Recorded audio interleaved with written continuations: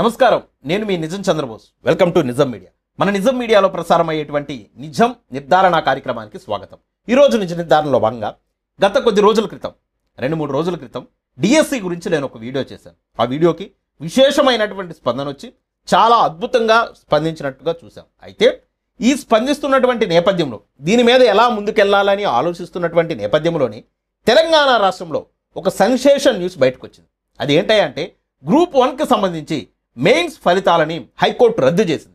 దానికి సంబంధించి అసలు ఏం జరిగింది, ఆంధ్రప్రదేశ్ రాష్ట్రంలో డిఎస్సి అభ్యర్థులు కూడా ఏ విధంగా ముందుకెళ్తే బాగుంటుంది, ఇక్కడున్న డిఎస్సి అభ్యర్థులకు న్యాయం జరగాలంటే తెలంగాణలో జరిగినటువంటి ఆ విధానాన్ని ఏ విధంగా వీళ్ళు ఆదర్శంగా తీసుకోవాలనేది ఈ వీడియోలో పూర్తిగా తెలియజేసేటువంటి ప్రయత్నం చేస్తాం.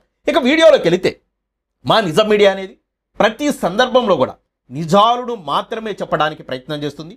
నిజాలు మాత్రమే చూడాలి అనుకున్న వాళ్ళు మాత్రమే చూడండి. మాకు ఆ పార్టీకి అనుకూలంగా వీడియో కావాలి లేదా ఈ పార్టీకి అనుకూలంగా వీడియో కావాలనుకునే వాళ్ళు వీడియో చూసేటువంటి ప్రయత్నం చేయొద్దు. నచ్చిన వాళ్ళు లైక్ చేయండి, మరింత మందికి షేర్ చేసేటువంటి ప్రయత్నం కూడా చేయండి. ఇక తెలంగాణకు సంబంధించినటువంటి న్యూస్ని ఒకసారి డిస్ప్లే చేసి చదువుతాను చూడండి. గ్రూప్ 1 జాబుకు 3 కోట్లు డిమాండ్ చేసిన మంత్రి, జాబులు అమ్మడానికే పాత నోటిఫికేషన్ రద్దు చేసిన రేవంత్ సర్కార్ క్వశ్చన్ మార్క్. నెంబర్ 2 అని చెప్పుకునే మంత్రి దగ్గర ఆంధ్ర అభ్యర్థుల బేరసారాలు.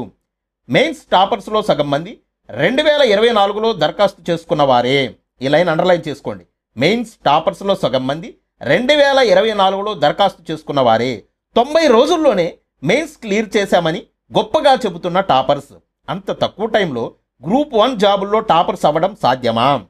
ఈ లైన్ కూడా అండర్లైన్ చేసుకోండి. అంత తక్కువ టైంలో గ్రూప్ 1 జాబ్లో టాపర్స్ అవ్వడం సాధ్యమా? టాపర్స్లో ఆంధ్ర వాళ్ళు ఎక్కువ ఉన్నారని ఆరోపిస్తున్న అభ్యర్థులు. టీజీపీఎస్సీ గ్రూప్ 1 అవకతవకలపై హైకోర్టుకు వెళ్లిన గ్రూప్ 1 అభ్యర్థుల ఆరోపణలు నిజమేనని తెలిసిన హైకోర్టు మెయిన్స్ ఫలితాలు రద్దు. 90 రోజుల్లోనే మెయిన్స్ క్లియర్ చేశారంట. ఫస్ట్ అటెంప్ట్లోనే గ్రూప్ 1 జాబులు వచ్చినాయి అంట. అది కూడా టాపర్స్ వాళ్ళు. ఎలా వచ్చాయి, ఎలా వస్తాయి? ఎలా వస్తాయి అంటే పేపర్లు లీకేజీలు జరిగితే వస్తాయి. తెలంగాణ గడ్డ మీద కేసీఆర్ సర్కారు ఉన్నప్పుడు 10th క్లాసు పేపర్లు లీక్ అయినాయా? ఏపీపీఎస్సీకి సంబంధించి ప్రభుత్వ ఉద్యోగాల నియామకాల్లో ఎన్నిసార్లు పేపర్లు లీక్ అయినాయి? అయినా మనకు బుద్ధి రాదు. ఉద్యోగాలని ఇప్పుడు మీరు ఒక చిన్న ఉదాహరణ తీసుకోండి. ఒక చిన్న కుటుంబంలో 2-3 పెత్తనాలు ఉంటాయి. తండ్రి పెత్తనం, కొడుకులు పెత్తనం, వీలైతే అమ్మల పెత్తనం. తిప్పి కొడితే మన కుటుంబానికి వచ్చేటువంటి ఆదాయం నెలకు ₹1,00,000 కూడా రాదు. ₹1,00,000 కూడా రానటువంటి కుటుంబంలో పెత్తనం కోసం తెగ పోటీ పడతాం. కానీ లక్షల కోట్ల రూపాయలు ఆదాయం వచ్చేటువంటి రాష్ట్ర పెత్తనం గురించి కానీ, రాజకీయాన్ని గురించి కానీ, ఎమ్మెల్యే పదవుల గురించి కానీ, ఎంపీ పదవుల గురించి కానీ, ముఖ్యమంత్రి పదవుల గురించి కానీ అర నిమిషం కూడా ఆలోచించాం.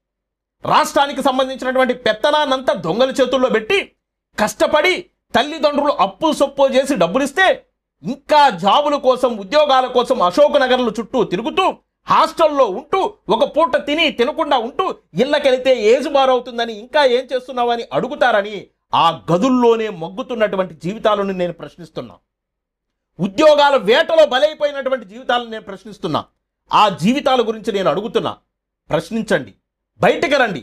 ప్రభుత్వం ఈ విధంగా పేపర్లు లీకేజీలు తీసుకుంటూ డబ్బులు దండుకొని కోట్ల రూపాయలకు ఉద్యోగాలు అమ్ముకుంటూ ఉంటే ఎన్ని రోజులు, ఎన్ని రాత్రులు మీరు నిద్రపోకుండా నిద్ర మేల్కొని చదివినా మీకు ఉద్యోగాలు ఎందుకు వస్తాయి? 90 రోజుల్లో వీడు టాపర్ అవుతాడు. ఎలా టాపర్ అవుతాడు? వాడు పేపర్ కొనుక్కుంటాడు, వాడు టాపర్ అవుతాడు. 90 రోజుల్లోనే వీడికి ఉద్యోగం వస్తుంది. ఎలా వస్తుంది? ఉద్యోగాన్ని కొనుక్కుంటాడు. వాడు 3 కోట్లు పెడితే ఉద్యోగం. నీ దగ్గర నా దగ్గర ఎక్కడున్నాయి? 300 లేక పస్తులు ఉన్నటువంటి నిరుద్యోగులు ఎంతోమంది ఉన్నారు. అలాంటి వాళ్ళందరూ కూడా సమాజంలోకి రండి, ప్రశ్నించండి, రాజకీయం చేయండి, రాజకీయ అభ్యర్థులుగా మారండి, ఎమ్మెల్యేలు అవ్వండి, జడ్పీటీసీలు అవ్వండి, సర్పంచ్లు అవ్వండి. ఈ ఉద్యోగాలన్నీ వాళ్ళ చేతుల్లో పెట్టి వాళ్ళకి జీతాలు ఇస్తూ మన పేపర్లో మనం ఏమి రాయాలో కూడా వాళ్ళే డిసైడ్ చేస్తారు. వాళ్ళు ఇష్టం వచ్చినటువంటి పేపర్ ఇస్తారు. ఆ పేపర్ని వాళ్ళు ఇష్టం వచ్చినోడి చేతిలో పెడతాడు. వాడు ఇష్టం వచ్చినోడికి ఇష్టం వచ్చినట్టు అమ్ముకుంటాడు. పేపర్లు అమ్ముకోవటం, ఉద్యోగాలు అమ్ముకోవటం, కష్టపడి చదివినోడికేమో చెప్పే గతి, ఆత్మహత్యలే గతి. ఆ రూముల్లోనే చచ్చిపోయినటువంటి జీవితాలేని, ఆ రూముల్లోనే మగ్గి కుషించి ఏమీ చేయలేక, గ్రామాలకు వెళ్ళలేక, పట్టణాలకు వెళ్ళలేక, సొంత ఇంటికి వెళ్ళలేక, ఇంటికి వెళితే ఏం చేస్తున్నావంటే ఏం సమాధానం చెప్పాలో అర్థం కాక, తల్లిదండ్రులు కష్టపడిచ్చినటువంటి రూపాయి ఖర్చు పెట్టుకొని ఆ కోచింగ్ సెంటర్లో మగ్గిపోయి, రూముల్లో మగ్గిపోయి ఏం చేయాలో దరిదేయక అక్కడే ఆత్మహత్యలు చేసుకున్నటువంటి నిరుద్యోగులు ఎంతమంది? కోకొల్లలు. ఈ రోజు కూడా 5 రూపాయలు భోజనం చేస్తూ కష్టపడి చదువుకుంటున్నటువంటి విద్యార్థులు ఎంతమంది? ఎందుకంటే హైకోర్టు నిలిపేసింది. అభ్యర్థులు చేసినటువంటి ఆరోపణలు నిజమేనని హైకోర్టు డిక్లేర్ చేసింది. ఇలా ఉంది ఒక రాష్ట్రంలో ఉన్నటువంటి ప్రభుత్వం. ఇలా అమ్ముకుంటున్నారు ఉద్యోగాలు. ఇలా అమ్ముకుంటుంటే రాష్ట్రాల భవిష్యత్తులు ఏం మారుతాయి ఆలోచించండి మీరు. ఇంట్లో ఉన్న ఇరుకు సందుల్లో పెత్తనాల గురించి కొట్టుకోవడం కాదు, రాష్ట్రం మీద పెత్తనం గురించి కొట్లాడదాం రండి. రాష్ట్రం మీద పెత్తనం చేయడానికి బయలుదేరదాం రండి. తల్లి పెత్తనం చేస్తున్నాడు, తండ్రి పెత్తనం చేస్తున్నాడు, అన్న పెత్తనం చేస్తున్నాడు, తమ్ముడు పెత్తనం చేస్తున్నాడు. ఏది తిప్పికొడితే 50 ఏళ్ళు ఉండదు వీళ్ళ ఆదాయం నెలకి. కానీ లక్షల కోట్ల మీద పెత్తనం చేసే వాడిని మాత్రం ఎవడు ప్రశ్నించడు, పట్టించుకోడు. ఎన్ని రోజులు పుస్తకాలు పట్టుకొని చాలామంది విద్యార్థులు ఎంత మగ్గిపోతూ, ఎంత కష్టపడుతూ, గంటలు, సంవత్సరాలు, పండగ ఉండదు, పబ్బం ఉండదు, పెళ్ళి ఉండదు, ఏమీ ఉండవు. మనుషులు చచ్చిపోయినా కూడా కదా, ఇళ్లల్లో బంధువులు చచ్చిపోయినా కూడా ఎల్లకోకుండా ఆ కోచింగ్ సెంటర్లోనే, ఆ యశ్సాగర్ నగర్లోనే, అశోక్ నగర్లోనే అక్కడే ఉంటూ ఇబ్బందులు పడుతూ చదువుకుంటూ కడచూపులకు కూడా దూరమై చదువుకుంటున్నటువంటి విద్యార్థులు ఎందరో. ఇలాంటి విద్యార్థుల యొక్క జీవితాలన్నీ బుగ్గిపాలవుతున్నాయని హైకోర్టు ఆధారాలు తీసుకొని ఆధారాలతోటి ఈ రోజున మెయిన్స్ ఫలితాలు ఆపేసింది. షబాష్.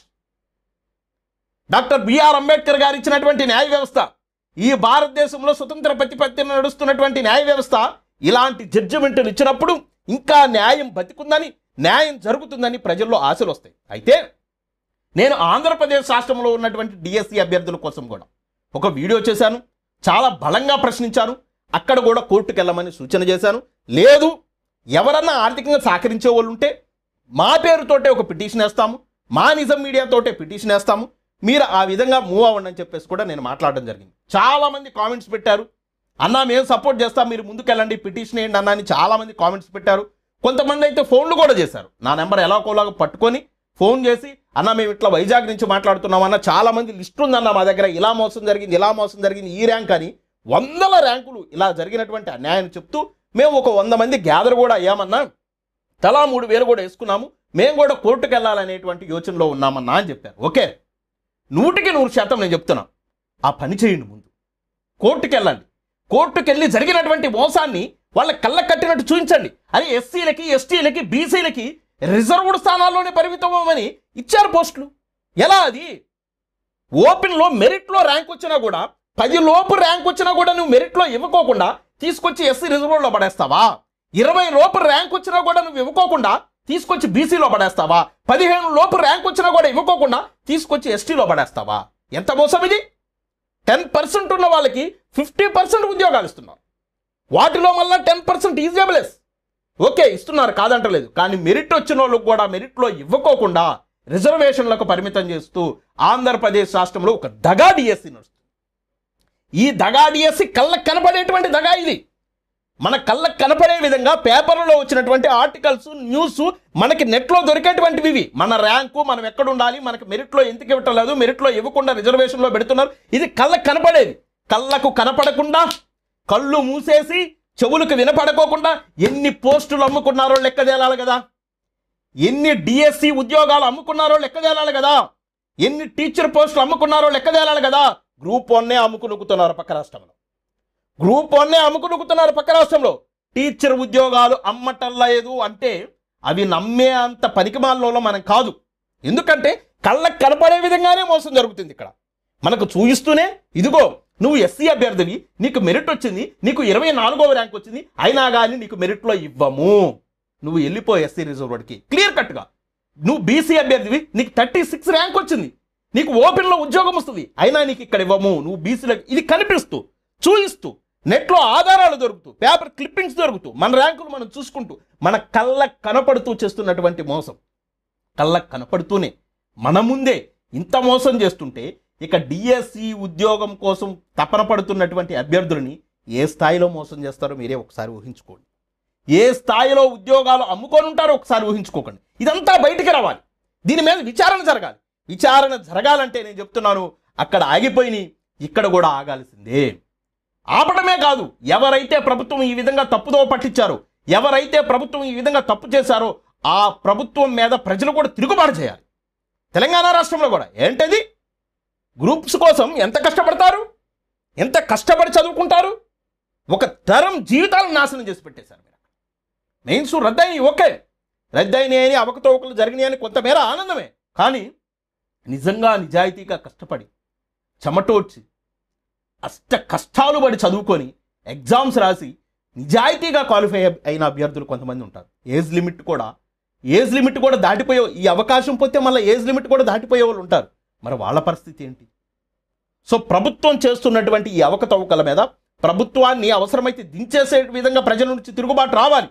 నేను ఆంధ్రప్రదేశ్ రాష్ట్రంలో ఉన్నటువంటి డిఎస్సి అభ్యర్థులకు విజ్ఞప్తి చేస్తున్నా, ప్రభుత్వానికి కూడా డిమాండ్ చేస్తున్నా, మీరు చేసినటువంటి తప్పుల్ని సరిచేసుకొని ముందుకు తీసుకెళ్ళండి. లేదా అభ్యర్థులు ఖచ్చితంగా మీరు కోర్టుకు వెళ్ళండి. కోర్టుకు వెళితే మీకు 100% న్యాయం జరుగుతుంది. లేదు మేము వెళ్తాం, మేమే పిటిషన్ వేస్తాం, మీరు ఎవ్వరూ మాకు ఒక్క రూపాయి పంపించొద్దు, మీరే ఒక ఆర్గనైజ్ అవ్వండి, మీరే ఒక సమూహంగా ఏర్పడండి. ఆ సమూహంగా ఏర్పడి మీరు అమౌంట్ని కలెక్ట్ చేసుకోండి, పెట్టినటువంటి లాయర్కి ఆ కోర్టు ఫీజులు లాయర్ ఫీజు ఇవ్వండి అంతే. ఎక్కడ ఒక్క రూపాయి కూడా అవినీతి లేకుండా ట్రాన్స్పరెంట్గా పిటిషన్ మీకోసం మేమేస్తాం, మేము ముందుండి నడిపిస్తాం.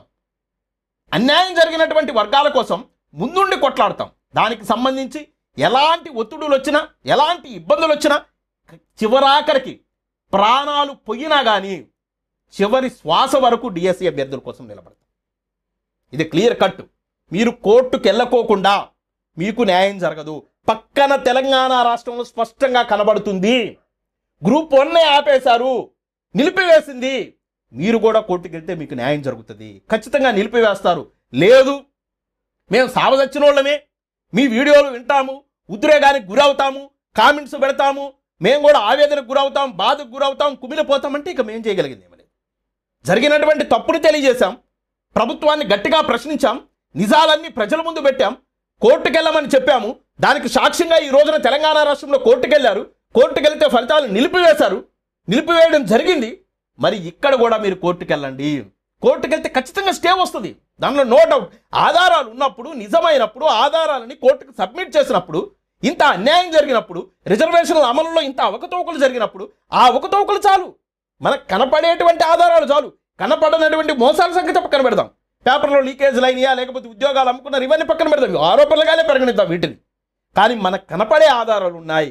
ఈ ఆధారాలు తీసుకొని మనం కనుక కోర్టుకు వెళ్తే ఖచ్చితంగా ఇక్కడ ఉన్నటువంటి డిఎస్సి అభ్యర్థులందరికీ న్యాయం జరుగుతుంది. మా నిజం మీడియా ఎవరికి అనుకూలం కాదు, అలా అని చెప్పేసి ఎవరికి వ్యతిరేకం కూడా కాదు. ప్రతి సందర్భంలో ఉన్నది ఉన్నట్టు చెప్తూ నిజాన్ని నిర్భయంగా చెప్పడమే మా యొక్క లక్ష్యం. కాబట్టి మా వీడియోస్ కనుక మీకు నచ్చితే లైక్ చేయండి, షేర్ చేయండి, మన ఛానల్ సబ్స్క్రైబ్ చేసుకోండి.